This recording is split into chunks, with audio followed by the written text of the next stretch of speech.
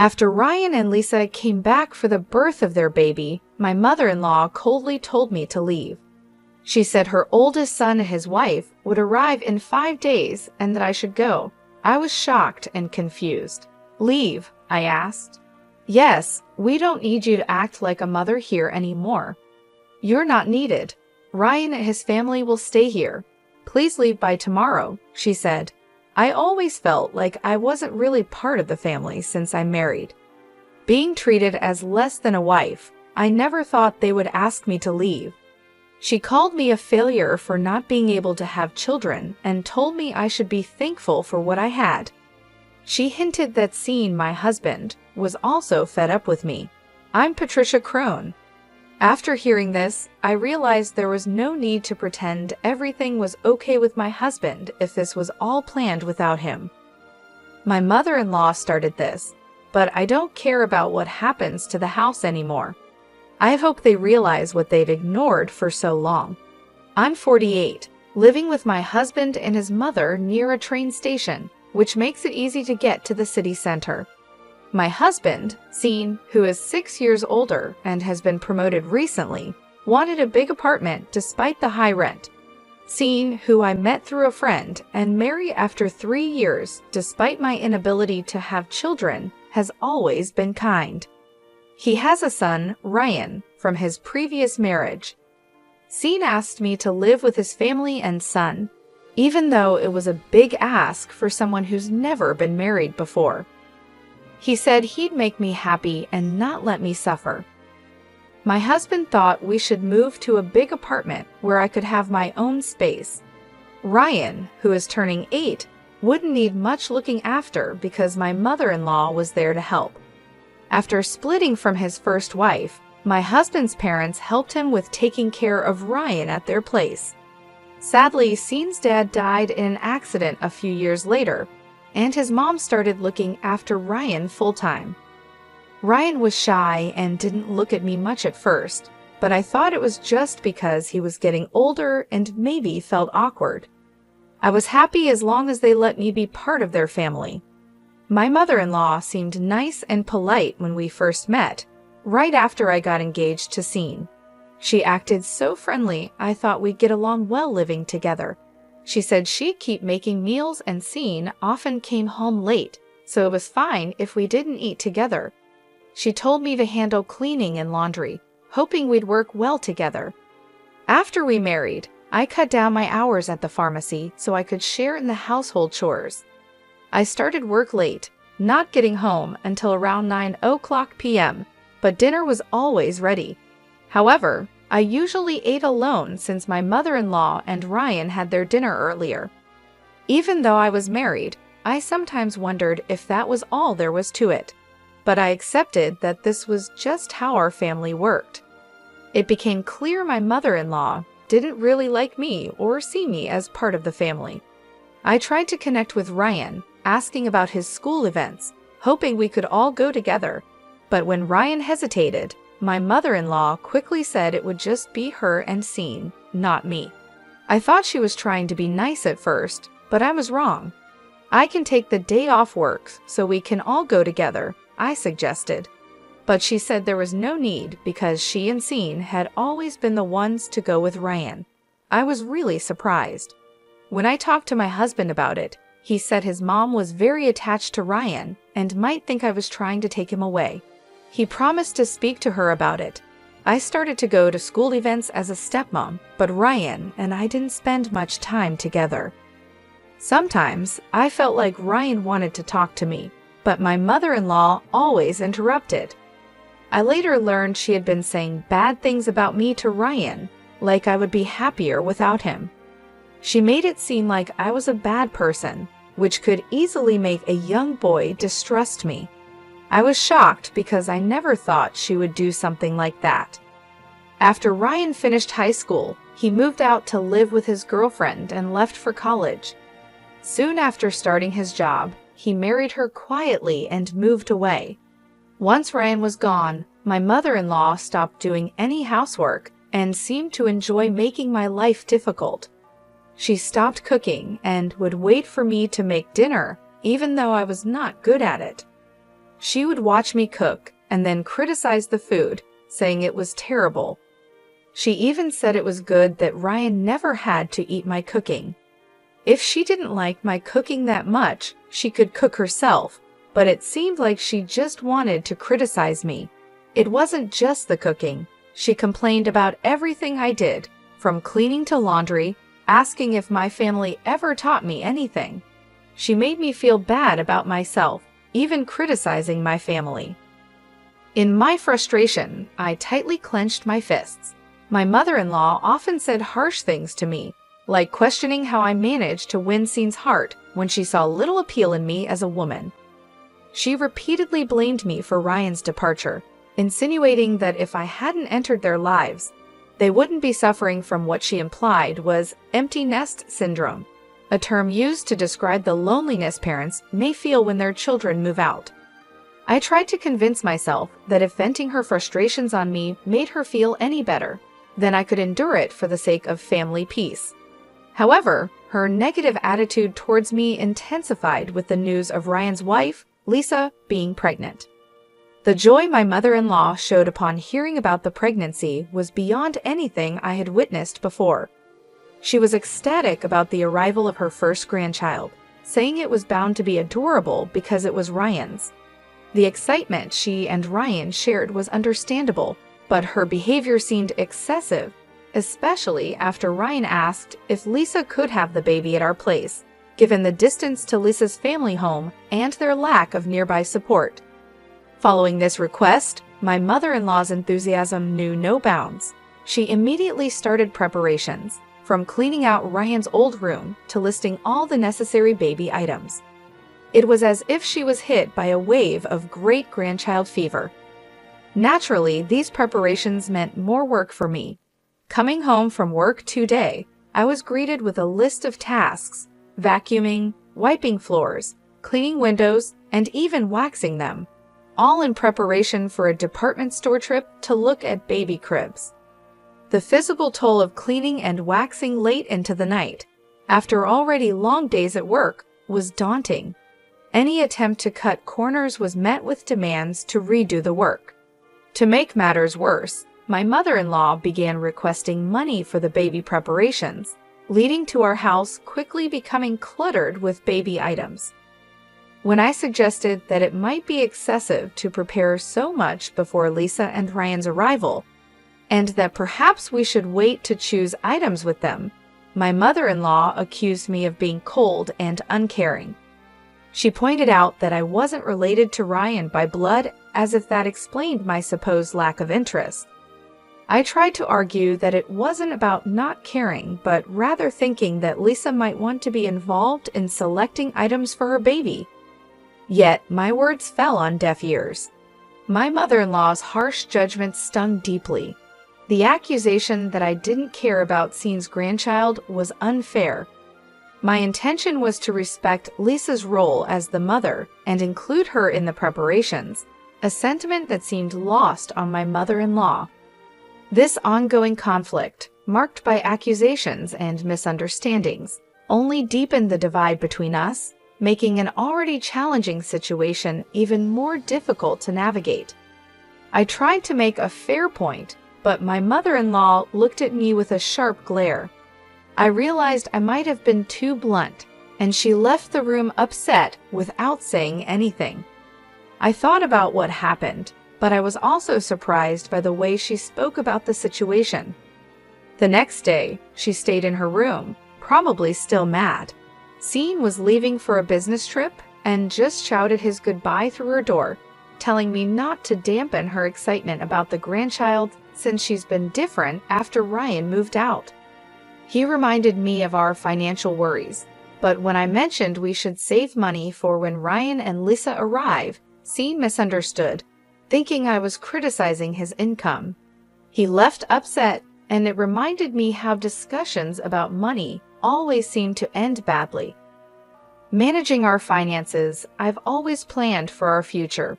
Scene has given me a comfortable life, and he said my part-time job was just for my personal spending. I've saved everything extra, considering it shared, even though it's in my name. but Scene's salary has decreased over the past 6 years, and with his company struggling, he's not thinking of changing jobs to maintain appearances. Now, I pay the rent while he covers our daily expenses, a fact we hide from my mother-in-law to protect Scene's pride. I came home early one day to apologize to my mother-in-law. She was waiting for me and didn't respond to my apology. Instead, she shocked me with news that Ryan and Lisa were coming back for their baby's birth, and I had to leave in 5 days. Confused and stunned, I didn't know what to say. "I must leave," she confirmed firmly. "Yes, we no longer require another motherly presence. Your role has been redundant for some time. Ryan and his family will be residing here. Ensure that you have vacated by tomorrow." Her words struck me like a thunderbolt, making it painfully clear that I had never been truly welcomed as a member of the family from the moment I married into it. Always viewed as an outsider, the announcement of Ryan's return for the birth of his child underscored this fact unequivocally. "You barren failure?" my mother-in-law persisted. "You were afforded the opportunity to partake in child-rearing. Be appreciative of that. We have no further responsibility towards you. It appears Scene 2 has grown weary of you. Perhaps he's already finding solace with a new companion." Shocked by her insinuations, I swallowed hard. The possibility that my relationship with Scene could be unraveling filled me with dread. Was this a meticulously laid trap I had naively walked into, assuming my husband's fidelity was unshakable? It dawned on me that, up until the previous year, Scene had never been away on overnight business engagements. Resolute, I declared, "I'll leave tonight," as I grabbed my bag and exited the house, embarking on an aimless stroll to soothe my tumultuous emotions. Despite the sting of my mother-in-law's words, I yearned to hear Scene's voice, to confirm his whereabouts directly from him. Yet my attempts to reach him by phone were fruitless. He did not respond to my calls. In a bid for clarity, I contacted his office, only to discover he had requested a few days off. The reality of my mother-in-law's allegations began to weigh heavily on me. Could Scene truly be spending his time away with another woman? As despair enveloped me, tears cascaded down my cheeks. I meandered through the streets, barely aware of my surroundings until a familiar sight halted my aimless wandering. The tavern, located behind the station, a haunt Scene and I frequented in the early days of our life here. "It's still here," I mused, stepping into the familiar warmth of the tavern. The owner's initial surprise at seeing me quickly turned into recognition. "Hey, long time no see. It's been about 6 years," I remarked, trying to bridge the chasm of time since our last visit. "Yes, it's been quite a while. I remember you," he responded, his acknowledgement bringing a small smile to my face amid the swirling chaos of my thoughts. Seeking a slice of normalcy, I requested, "Could I have a beer and a mixed plate of grilled chicken, please?" The tavern owner, a man of few words, nodded in agreement. In that moment, amidst the turmoil of my personal life, the simple act of ordering a meal I once enjoyed with Scene offered a fleeting respite, a brief escape from the harsh reality waiting for me outside the tavern's comforting confines. As I sat in the dimly lit tavern, the cold beer and the aroma of grilled chicken offered a brief respite from the turmoil that had engulfed my life. Glancing at my phone, the screensaver, a photo of us smiling during Ryan's 16th birthday celebration, reminded me of better times. Dressed sharply in the suit we had chosen together, we looked like a close-knit family. I longed for those days, the simplicity of our relationships before the chasms had widened. The beer seemed to carry away the day's tension, prompting a contemplation of the immediate future. Should I leave tomorrow as demanded? With a sense of purpose, I began searching for moving companies online, identifying one that could undertake the task the next day. My thoughts drifted to practicalities, leading me to also look up companies that bought unwanted items, bookmarking 2 possibilities. A simple action, changing the screensaver on my phone, seemed to momentarily clear the fog in my mind. The food and drink tasted especially good, a comfort in the midst of chaos. I decided to table further decisions until after I'd left the tavern's comforting cocoon. Upon leaving, a surprise awaited me. A young waitress from the tavern, breathless from catching up, called out to me. Recognizing me from the screensaver image on my phone, she hesitated before dropping a revelation that shattered any remnants of denial I harbored. My husband was involved in an affair with 2 of their employees. We exchanged contact details, her promise to keep me informed offering a cold comfort. The seeds of doubt planted by my mother-in-law's insinuations had sprouted into a stark reality. Rather than succumb to sadness, a fierce determination took root within me. It was time to face this betrayal head-on. Deciding to act swiftly, I arranged for a moving company to facilitate my departure. If this betrayal involved my mother-in-law and Ryan as well, then my ties to my husband were irreparably severed. Returning home, I spent the night packing, a physical manifestation of the emotional distance that had grown between us. The moving company was punctual, a small mercy in the whirlwind of change. As they removed my belongings, every item carried a piece of my presence, a presence now being systematically erased. My mother-in-law's panic at the unfolding scene was palpable, yet my resolve was unshakable. I'm taking everything I've bought.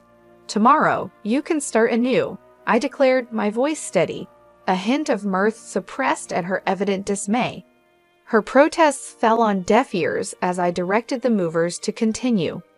She complained loudly, but her words were powerless to alter the course of events. The house was stripped bare of my influence, leaving only the baby items and her ancient dresser as silent witnesses to the end of an era. Well then, I bid you farewell, I said, my parting words marking the closure of this chapter of my life. There should be no trace of me left, so enjoy your life with Sean, Ryan, and his family. Leaving her in stunned silence, I placed the keys on the table and exited, the finality of the gesture not lost on me. The movers stored my belongings temporarily, offering a brief pause in the rush of change. I decided to stay with a colleague, a single beacon of stability in the turmoil. That night, as I lay in a borrowed bed, a sense of completion washed over me. For the first time in a long while, I slept soundly, my dreams free from the shadows that had loomed so large. A week later, the distance from those tumultuous events afforded me a clearer perspective. The steps I had taken, though drastic, were necessary. In that decisive act of leaving, I had reclaimed a part of myself, stepping into an uncertain yet hopeful future. After a while, I finally got a call from my husband. I was already wondering if he was involved in something with another woman. During this time, the young waitress from the tavern reached out to me with a message. She had taken a photo of my husband talking to another woman, not exactly young, at the tavern. It seemed like she wanted to do the right thing by sending me this after following them when they left the tavern. She also sent a photo of them going into a hotel. Seeing this, I felt any love I still had for my husband disappear.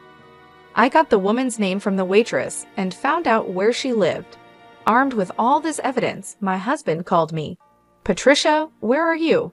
Ryan and his family are here. Aren't you coming back soon?"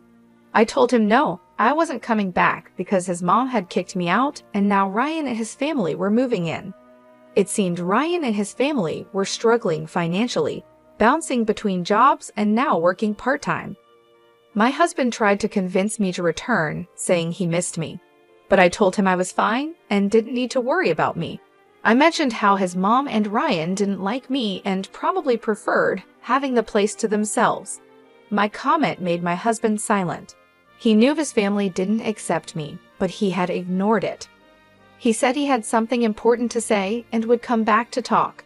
A few days later, I visited the house for the first time in a while. There were new furniture and appliances. Ryan and Lisa barely acknowledged me, just nodding without getting up from the sofa. As I sat down, my mother-in-law stared at me fiercely, making the air heavy with tension. Ryan then accused me of taking everything from the house, asking how I could do such a thing when his dad had been supporting me. I explained calmly that I took everything because I had paid for it. "I just did what you wanted by removing all my stuff," I said. "You must think it's crazy, believing I couldn't possibly afford all those things with just a part-time job at the pharmacy," my husband remarked, looking a bit puzzled. Then he seemed to accept the situation, saying that we had been managing with both our incomes for a while.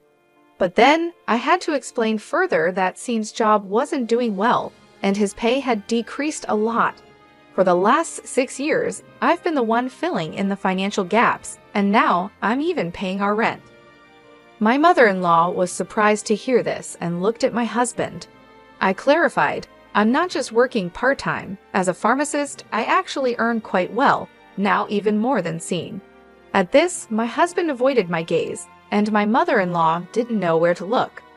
I then told Ryan that he would need to start paying the rent if he was going to live here. "After all the support you've received, it's time you took care of things," I said. Ryan was shocked when I mentioned the rent was $7,500. "Good luck," I added, telling him I no longer had any responsibilities here since my role seemed to be over. Ryan couldn't believe it, and Lisa was upset, asking, "Were we not supposed to live here for free?" The thought of them covering rent and other costs seemed to surprise them. I couldn't help but almost laugh, suggesting they could always find a cheaper place since Scene still had a decent income.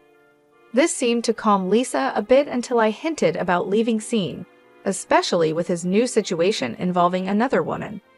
That's when Lisa broke down crying, and my husband was confused, asking what she meant. Lisa explained that she had heard about the other woman from his mother. It seemed like it was time for me to end my role as a wife as well. My husband seemed to think there was no proof of his affair, unaware that I knew more than he thought, and it hadn't even been 7 days since the whole situation blew up. I decided to leave the house. Mentioning Sandra's name made my husband realize I knew everything. He looked defeated, understanding this wasn't the right time for a divorce discussion. "I'll be leaving now. If you want to talk, use a lawyer," I said. My husband, Scene, and Ryan didn't say anything as I got up to leave. My mother-in-law stood up too, angrily blaming me for everything wrong in the house. I responded, frustrated, reminding her that she was the one who told me to leave and mentioned Scene's affair. She had been meddling too much. I wished I had been firmer about my relationship with Ryan, not letting her get in the way. "Ryan has nothing to do with this. Scene, you should be there for him," she said, confusingly trying to shift blame. If she hadn't brought Ryan back or hinted at Scene's affair, I would still be supporting Scene and this house. It was always her causing trouble. As I left the room, my mother-in-law was silent and shaking with anger. After that, Scene agreed to the divorce without much resistance. The evidence of his affair was undeniable. They soon started moving out, and Ryan and Lisa returned to their own place, leaving my mother-in-law alone.